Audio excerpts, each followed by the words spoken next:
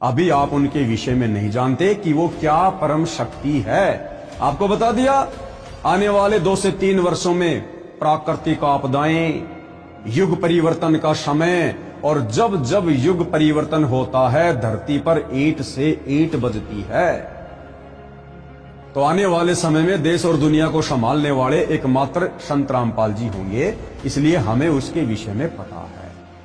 अब देखो, मजाक तो लोगों ने त्रेता में रामचंद्र जी का भी उड़ाया, मजाक द्वापर युग में श्री कृष्ण जी का भी उड़ाया। उनके घर वाले भी उनको विष्णु का अवतार नहीं मानते थे, उनके साथ में लोग लड़ाई झगड़ा करते रहते थे। रावण श्री रामचंद्र जी की पत्नी को उठा ले गया, वो नहीं मानता था कि ये भगवान है, कोई अवतार है। अयोध्यावासी भी नहीं मानते थे कि ये भगवान है या अवतार है, केवल एक राजा मानते थे। द्वापर में श्री कृष्ण जी के साथ में तरह तरह के लोगों ने युद्ध किए। जरासिंध ने, काल्यावन ने, शिशुपाल ने, केशी ने, चानौर ने, कभी पूतना अपना जहरीला दूध पिलाकर उनको खत्म करने के लिए आ रही है। महाभारत का युद्ध हो गया, किसी ने श्री कृष्ण जी की बात नहीं मानी। पांडव और कौरव श्री कृष्ण जी के रिश्तेदार थे। श्री कृष्ण जी 3 बार शांति दूत बनकर गए कि भैया लड़ाई झगड़े में कुछ नहीं रखा सिवाय नुकसान के, समझौता कर लो। लेकिन ना पांडवों ने मानी और ना कौरवों ने मानी।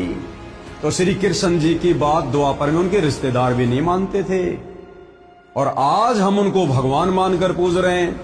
तो भाई और बहनों, कोई भी महापुरुष जब पृथ्वी पर आता है, उस समय हम दुनिया वाले अपनी नादानी में उसको महापुरुष की दृष्टि से नहीं देखते। उसके साथ में लड़ाई झगड़ा करना, मुकदमेबाजी करना, उसकी निंदा चुगली करना हमारा परमो धर्म बन जाता है, और आगे चलकर उसका फिर हम भयंकर परिणाम भी भुगतते हैं।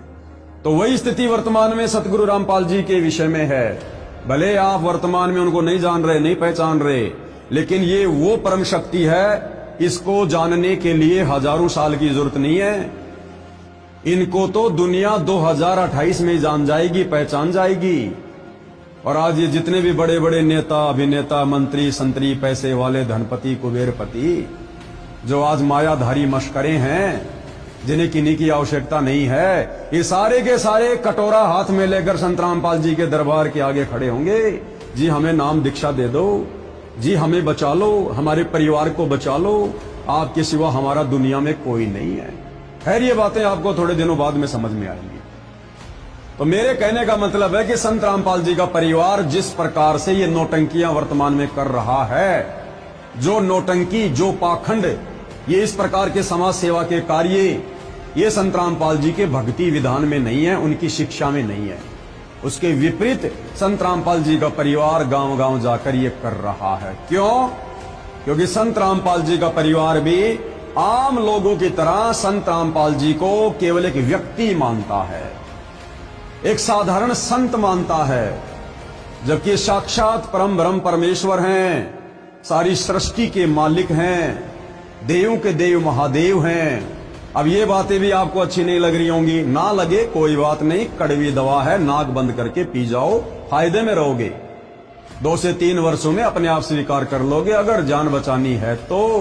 क्योंकि जिसको बुखार हो जाता है ना, उसको कड़वी गोलियां खानी पड़ती हैं, और जो नहीं खाता है वो मौत को प्राप्त होता है। तो संत रामपाल जी का नालायक परिवार संत रामपाल जी को वर्तमान में नहीं जान पा रहा, नहीं पहचान पा रहा, और उस परिवार के पीछे जो लाखों करोड़ों में संगत आंख बंद करके चल रही है भेड़ चाल में, वो भी नहीं जान पा रही, वो भी नहीं पहचान पा रही है।